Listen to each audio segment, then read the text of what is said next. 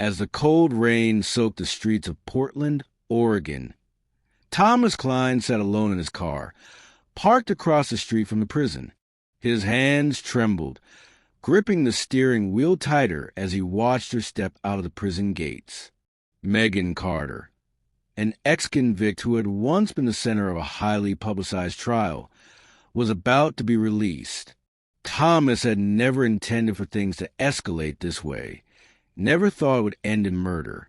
But the allure of Megan's beauty, her charm, and the twisted power he now had over her, he couldn't resist. As he watched her take her first steps into freedom, he knew that this was only the beginning of their dangerous game. What he didn't know was how quickly it would spiral into something he could never undo.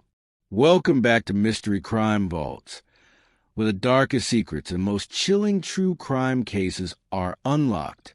If you're into real stories filled with twists, betrayal, and cold-blooded deception, you're in the right place. Don't forget to like, subscribe, and tap that notification bell so you never miss what we uncover next. Thomas Klein had always been a man of integrity.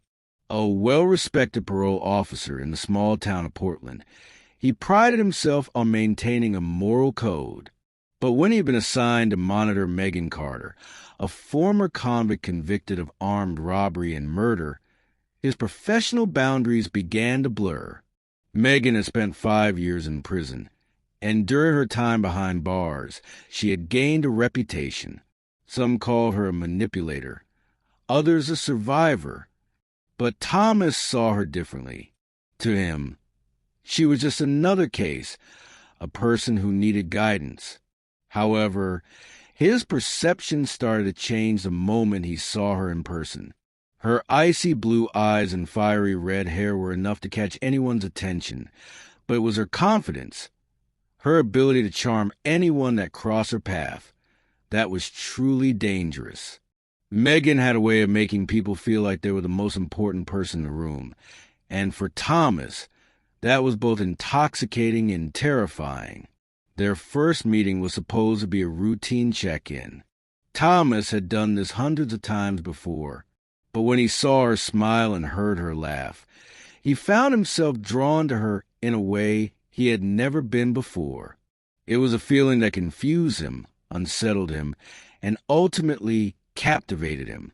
The decision to parole Megan had not been easy for Thomas. She had committed serious crimes, and there was always a chance she could reoffend. But his boss, the head of the parole office, had given him the task. Megan's release was inevitable, and Thomas would be the one to oversee it. Her first few weeks of parole were uneventful.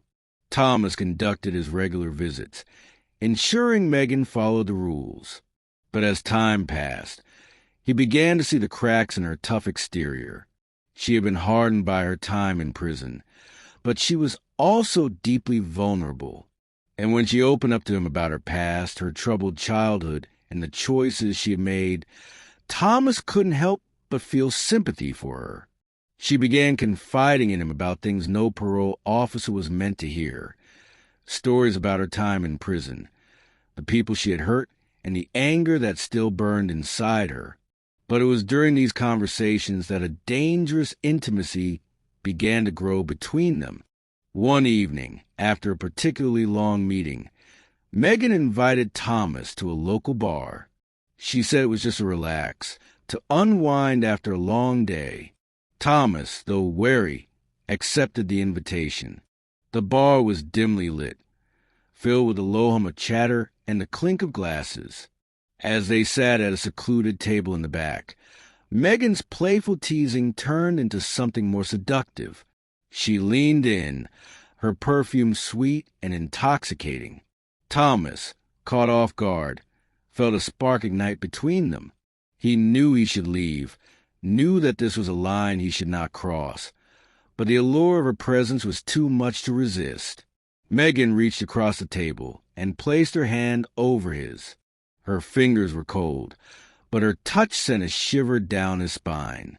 "You're different from the others, Thomas," she said softly, her voice like honey. "You actually care about me." He felt a pang of guilt in his chest, but it was overshadowed by the desire that had taken hold of him. Megan had already worked her way under his skin. Over the next few weeks, their relationship deepened. Megan continued to charm and manipulate Thomas, slowly breaking down the walls he had built around himself. He found himself thinking about her constantly, during work, at home, even in his dreams. His once clear sense of right and wrong became clouded. But it wasn't just about lust. There was something more. Thomas began to believe that he was the one who could save Megan, that he was the only person who truly understood her. He convinced himself that he wasn't like the other parole officers who saw Megan as nothing more than a criminal. He could fix her. He could be the one to help her get her life back on track. Yet, with each passing day, the line between professionalism and obsession grew thinner.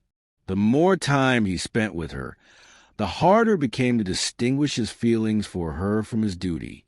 Then one night, Megan showed up at his apartment uninvited. She was drunk, her eyes wild with emotion. She slammed the door behind her and collapsed onto his couch, her face contorted with anger. "They all think I'm a monster," she spat, her voice shaking with frustration. "They don't understand me, Thomas. You're the only one who gets it." Before he knew it, he was sitting beside her, his hand on hers. His heart raced as their faces drew closer, and the room seemed to spin. But just as their lips were about to meet, she pulled away. "I'm sorry," she whispered, tears streaming down her face. "I didn't mean to bring this on you." Thomas, conflicted but desperate to comfort her, whispered back, "Megan, you're not alone." In that moment, something inside him shifted. He wasn't just her parole officer anymore. He was something more, and he couldn't deny the bond they shared. What started as a dangerous attraction quickly spiraled into something much more destructive. Thomas could no longer maintain the balance between his professional life and his emotional involvement with Megan. As her release date drew nearer, things began to take a dark turn. Megan's behavior became more erratic. She stopped attending her parole check-ins, failed drug tests, and ignored Thomas's warnings. He knew something was coming, but he couldn't bring himself to intervene. Every time he tried to distance himself, she would pull him back in, her allure impossible to resist. And then one fateful night, Thomas's worst fears were realized. Megan vanished. He searched for her for days, growing frantic. When he finally found her, it was too late. Megan had murdered her former partner, someone she had once worked with during her time in prison. The police arrested her, but Megan's final words to Thomas were chilling. "You knew what I was capable of," she whispered, her eyes cold and empty. "You just didn't want to admit it." Thomas Klein sat in the back of the courtroom, shoulders hunched, eyes hollow. He wasn't on trial, but in many ways, he felt like the guilty one. Megan Carter sat at the defense table, her red hair pinned back, face expressionless. She didn't even look at him. The trial was swift. The evidence was overwhelming. Blood-stained clothing, witness testimonies, the murder weapon recovered from her apartment. Megan was sentenced to life without parole. But what was left unsaid in the courtroom were the secrets Thomas carried. His hidden relationship with her, the moments where he failed to act, and the part of him that still, irrationally, longed for her. The department launched an internal review. Thomas admitted to unprofessional contact with Megan, but left out the full extent of their emotional and physical relationship. It was enough to cost him his career. He resigned in disgrace, buried under a mountain of guilt and unanswered questions. Alone in his now empty apartment, he replayed their conversations in his head, the warnings he ignored, the signs he justified. He asked himself the same question over and over. Had he fallen in love with a killer, or had he created one? Months passed. Portland's rainy season came and went. Thomas moved away from the city, settling into a small coastal town where no one knew his name. He took a job stocking shelves at a hardware store, a far cry from the authority and respect he once held. It was a quiet, lonely existence, but he welcomed the silence. Despite his attempt to move on, he couldn't escape the shadow Megan had cast over his life. Some nights, he'd wake from dreams of her. Sometimes she was smiling, other times covered in blood. He tried to drown those memories in whiskey, long walks along the beach, and fading into obscurity. But it never worked. One day, a letter arrived. It had no return address, but he knew instantly who it was from. You said you understood me. You said you cared. But you left. Everyone leaves. Don't think this is over. M. He stared at the paper, heart pounding. How had she gotten his address? Why was she still thinking about him? Or had she ever really stopped? Thomas burned the letter in his fireplace at night, watching the flames devour her words. But her voice stayed with him, echoing in the back of his mind. The guilt never left. In the end, Thomas Klein became a cautionary tale, not for falling in love, but for letting that love cloud his judgment, for letting obsession override duty, for believing he could change someone who had no desire to be saved. Megan Carter wasn't a victim of circumstance. She wasn't misunderstood. She was a predator who used vulnerability as a weapon, and Thomas, blinded by his emotions, handed her the keys to his life. If there's one thing this story teaches us, it's that boundaries exist for a reason. The justice system is built on rules, not feelings. And when those rules are broken, the consequences don't just fall on the guilty. They drag down everyone who lets them slide. What makes someone ignore every red flag? Is it hope, love, or something darker lurking beneath the surface? Thomas Klein thought he could rescue Megan Carter, but ended up needing saving himself. 6 months had passed since Megan Carter was sentenced. The town of Newport, Oregon, where Thomas Klein now lived, had no idea who he really was. He blended in, worked, paid rent, stayed quiet. But the isolation didn't bring peace. It only made the memories louder. One evening, while walking home from the diner where he ate alone every Friday, he noticed a small, gray sedan idling outside his apartment building. Its lights were off, the windows tinted. He hesitated for a moment, then kept walking. But when he turned around an hour later, the car was gone. The next morning, he found a note taped to his front door. It was typed in all capital letters. I told you this wasn't over. Thomas's hands shook as he read it. The letters were cold, calculated. He turned the paper over, blank. He called the sheriff's office, but with no evidence and no visible threat. There was nothing they could do. Could be a prank, the deputy said. People mess around out here. But Thomas knew it wasn't just a prank. He began checking over his shoulder, taking different routes to work, sleeping with a bat by his bed. The paranoia crept in like a disease. He didn't know if Megan had orchestrated something from prison, or if someone else was working on her behalf. Either way, he couldn't ignore it anymore. Haunted by fear, Thomas drove back to Portland one rainy weekend. He stayed at a motel outside the city limits and used a burner phone to contact Officer Dana Chu, his only remaining ally from the department. Dana had always been skeptical of Megan Carter, even when others were charmed by her redemption arc. She was blunt and sharp-eyed, the kind of cop who noticed things no one else did. When Thomas told her about the letters and the surveillance, she didn't laugh it off. She had a pen pal list, Dana told him over coffee. A few inmates, 1 or 2 ex-cons, mostly men.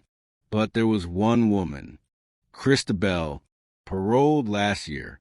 Served time for stalking and aggravated assault. You think it's her? Thomas didn't have to think long.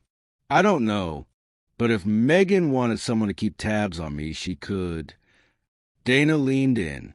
You need to report this. Let the system work. Thomas sighed. The system already failed. Still, he gave Dana the letters. Promised to stay in touch. But part of him knew no system could fix what he had let unravel. The woman he had once sworn to guide out of darkness had dragged him into her world instead, and he was still sinking. The next few weeks passed quietly, almost too quietly. No more letters, no sightings, no strange cars. Thomas began to wonder if he had imagined it all. Maybe it was just his guilty conscience playing tricks on him. Then came the night of the break-in. It was past midnight when Thomas heard glass shatter in the kitchen.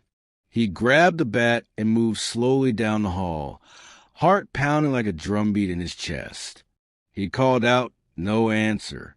The house was dark, save for flickering streetlight outside. In the kitchen, the back window had been smashed. Glass crunched under his feet. A shadow moved in the corner, quick and silent. Then a voice, soft, familiar, mocking. Miss me? Megan Carter. He froze. How was she here?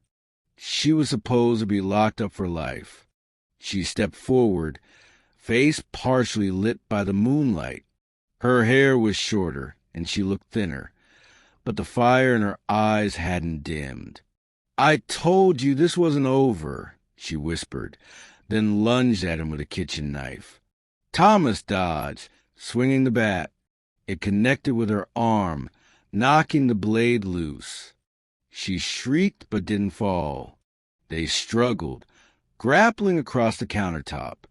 Chairs crashed. Dishes shattered. Finally, Thomas overpowered her, pinning her to the floor with the bat pressed to her throat. Why? He shouted, breath ragged.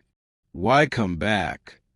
She smiled, a sick, triumphant smile.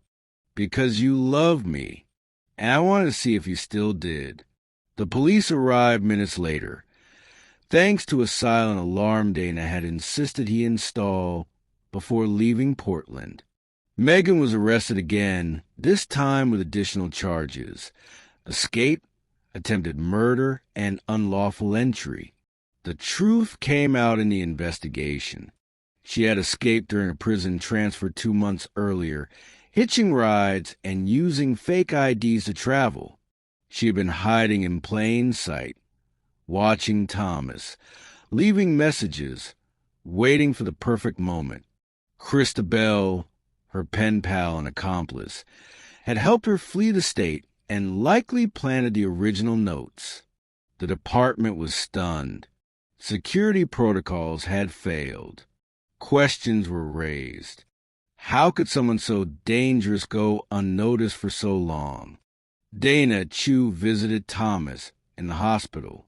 He had suffered broken ribs and a concussion. As she sat beside his bed, she said, "You weren't just her obsession. You were her anchor, the person she hated losing control over." Thomas turned to the window, eyes distant, and I gave her every chance to take it. Megan Carter was sent to a maximum security facility, this time under tight watch. But the damage she caused went far beyond physical scars. She had exposed a weakness in the justice system, and in the man who believed he could save her. Thomas never returned to parole work. After his recovery, he moved again, this time to a place with no ties to his past. He kept to himself, lived small, quiet, careful. But the story of Megan Carter and Thomas Klein became a whispered cautionary tale in parole circles, law enforcement groups, and online forums. How close is too close? What happens when you let your heart blind your judgment? And who saves the savior when the one they tried to rescue turns into their nightmare? Even after Megan Carter was transferred to a federal penitentiary, Thomas Klein's life never returned to normal. He kept the blinds drawn. He never used his real name when signing a lease. When people asked about his past, he told them only what was necessary, that he used to work in criminal justice, that he had seen things he didn't want to relive. In reality, the aftershock of his involvement with Megan left deep, invisible wounds. He attended therapy, at first unwillingly, but over time, it helped him accept the truth he had buried under guilt and excuses. He hadn't fallen for a misunderstood woman. He had fallen for a predator who exploited the very thing he thought was his greatest strength, his empathy. Months turned to years. Megan never contacted him again. No letters. No more threats. It was as though she had been swallowed by the system for good. But one winter morning, Thomas received an envelope forwarded from an old address.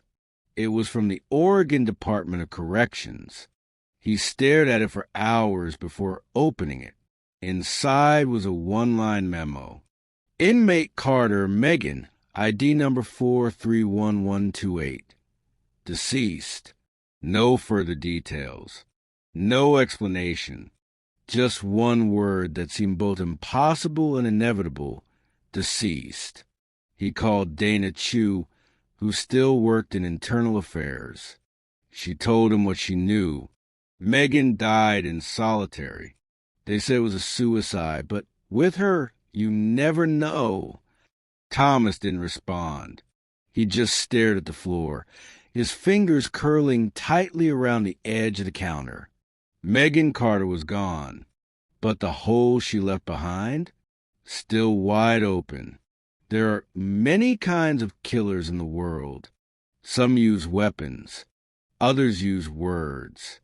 Megan Carter never had to raise a gun to destroy lives. She used affection, attention, manipulation. She drew people in, made them feel seen, made them feel special. And then, once they let their guard down, she pounced. Thomas Klein wasn't her only victim, but he was the one who gave her the key to escape. He let his sense of duty become clouded by attraction. He convinced himself that compassion could conquer cruelty. But the truth is, some people don't want redemption. They want control, and they'll do anything to get it. What happened between Megan and Thomas is more than a tragic love story. It's a warning. In the criminal justice system, the line between helping someone and enabling them can blur in terrifying ways. And when professionals forget that line, when emotion overpowers protocol, people get hurt, sometimes fatally. If you found this story chilling, insightful, or thought-provoking, subscribe to Mystery Crime Vaults. We share the untold stories, the ones buried beneath case files, overlooked by headlines, and too disturbing for fiction. Real crimes, real people, real consequences. Hit that notification bell so you never miss an upload. And let us know in the comments, do you think Thomas was a victim or an enabler? Until next time, stay sharp, stay cautious, and remember, not every monster hides in the dark. Some smile right at you.